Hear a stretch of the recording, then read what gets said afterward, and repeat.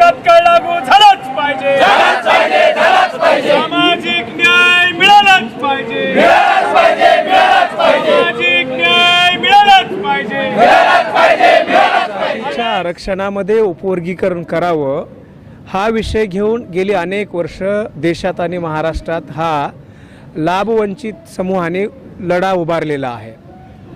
कारण अनुसूचित जातीच्या संवर्गात येणाऱ्या काही संख्येनं जास्त असलेल्या जाती त्यांचा प्रभाव शासन प्रशासनावर आहे आणि काही संख्येनं कमी असलेल्या दुर्बल असलेल्या जातीसुद्धा या संवर्गामध्ये आहेत आणि या जातीच्या वाट्याला जो बाबासाहेब आंबेडकरांनी आरक्षणाची तरतूद केलेली आहे त्या आरक्षणाच्या तरतुदीचा लाभ मिळत नाही अशा प्रकारचा सर्वे लोकूर समितीने केलेला आहे जवळजवळ 1966-65ला. त्याच्यानंतर उषा मेहरा कमिटी फॉर्म केली होती केंद्र सरकारनं, तत्कालीन काँग्रेस सरकारनं.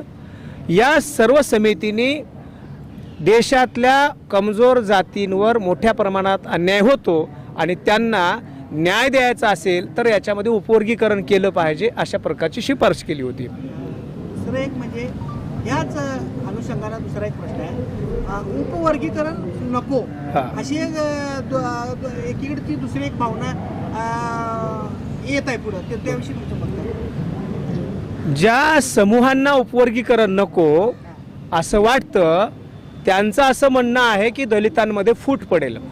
अभ्यास काय सांगतो? अभ्यास असा सांगतो जोपर्यंत त्यांना स्वतंत्र वाटा दिल्या जात नाही तोपर्यंत वंचित कमजोर जातींचं सक्षमीकरण होत नाही, त्यांना सामाजिक न्यायाच्या प्रवाहामध्ये येण्याची संधी मिळत नाही. आणि मग ती संधी नाकारण्याचं काय कारण आहे? बाबासाहेबांची समता संधी नाकारणारी आहे का? बाबासाहेबांचा विचार, फुलेंचा विचार, संविधानाचे विचार शेवटच्या माणसाला न्याय देणारा आहे. प्रबळ जाती सातत्यानं परिवर्तनाचा विरोध करत आलेले आहेत. पूर्वी बाबासाहेब जेव्हा म्हणत होते की या जातींना न्याय मिळाला पाहिजे तेव्हा इथले मुठभर जाती हे चुकीचं आहे असं म्हणत होते. शाहू महाराजांचं उदाहरण सक्षम घोड्यांचं काय सांगतं? सक्षम घोडे तर दाना खातच होते परंतु कमजोर घोड्यांना लाथा मारायचं काम करत होते. आज प्रबळ झालेल्या जाती संविधानाच्या आडून फुट्टीचा बागुलबुवा उभा करून इथल्या वंचितांना न्याय नाकारण्याच्या भूमिकेमध्ये उभं टाकलेले आहेत. हे दुर्दैवी आहे. त्यांच्याकडं तात्विक कुठलंच कारण नाही, तात्विक त्यांच्याकडं प्रोग्राम सुद्धा नाही. जोपर्यंत आपण ICU मध्ये पेशंटला कशासाठी भरती करतो? जो अतिशय वीक आहे त्याला मोठ्या हाय ट्रीटमेंटची गरज आहे म्हणून ICUची तरतूद आहे. शेतकऱ्याचं उदाहरण तुम्हाला सांगेन मी. शेतकरी शेतीला पाणी देतो, एकदाच सगळ्या शेतीला पाणी देत नाही, छोटे छोटे कप्पे करतो आणि त्या कप्प्यांना पाणी देतो. पहिल्या कप्प्याला पाणी पूर्ण झाले की दुसऱ्या कप्प्याला देतो, दुसऱ्याला झालं की तिसऱ्याला देतो. आता शेवटचा घटक आहे, शेवटच्या कप्प्यातलं पाणी पीक वाळतंय तर त्याला काय करतो तो शेतकरी? पहिल्यांदा त्याला पाणी देतो. ही वस्तुस्थिती इथल्या विरोध करणाऱ्या आमच्या मोठ्या भावंडांनी समजून घ्यावी.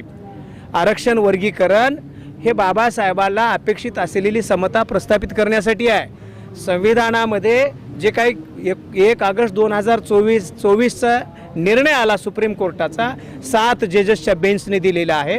त्यांचं म्हणणं असं आहे ST मध्ये चढलेली प्रवासी बाहेर राहिलेल्या प्रवाशाला आत न येऊ देण्यासाठी तिथेच थांबतात.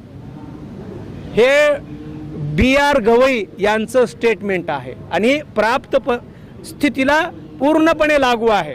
आणि म्हणून अनुसूचित जातीच्या आरक्षणातलं वर्गीकरण हे सामाजिक न्याय प्रस्थापित करण्यासाठी आहे. शेवटच्या घटकाला जो काही संविधानिक हक्क आहे तो संविधानिक हक्क मिळाला पाहिजे, याच्यासाठी वर्गीकरण झालं पाहिजे ही रास्त मागला. विनंती करतो की मी महाराष्ट्रातील आखरी समाज आहे, मादिगी, मादिगा, मातांग, मांग, डोर, चमार, प्रत्येक जातीचा मी माणूस आहो. आणि सरकार म्हणजे एवढ्या वर्षापासून महार जात, नवबुद्ध जात आणि बुद्धिस्ट एकच जात 58 जातीवरची एक मोनोपोली दाखवून आमच्या पूर्ण हिसकवून खात आहेत. त्यासाठी तो आमचा मोठा भाव असून त्यांनी आम्हाला घेऊन एक व्होट धरून आम्हाला आरक्षण मिळवून देण्याची प्रक्रिया त्यांनी समोर ठेवावा.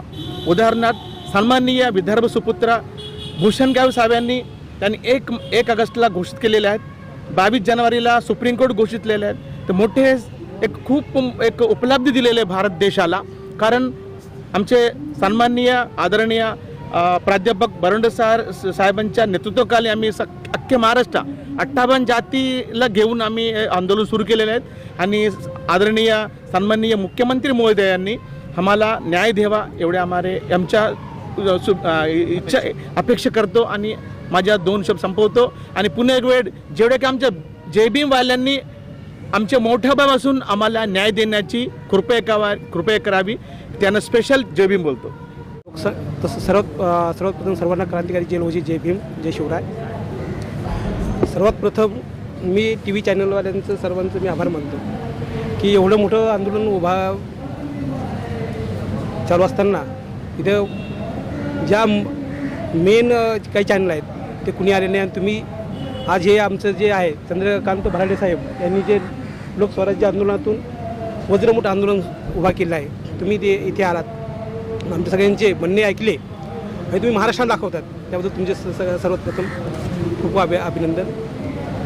माझं दुसरं एक असं एक म्हणणं आहे की आमचं कुणाशी वैर नाही आहे आणि आम्ही कुणाचं मागत नाही आहेत, आमचं आम्हालाच द्या. आणि आमचं भांडण जे आहे ते सरकारशी आहे, तुमच्याशी कुणाची नाही ना.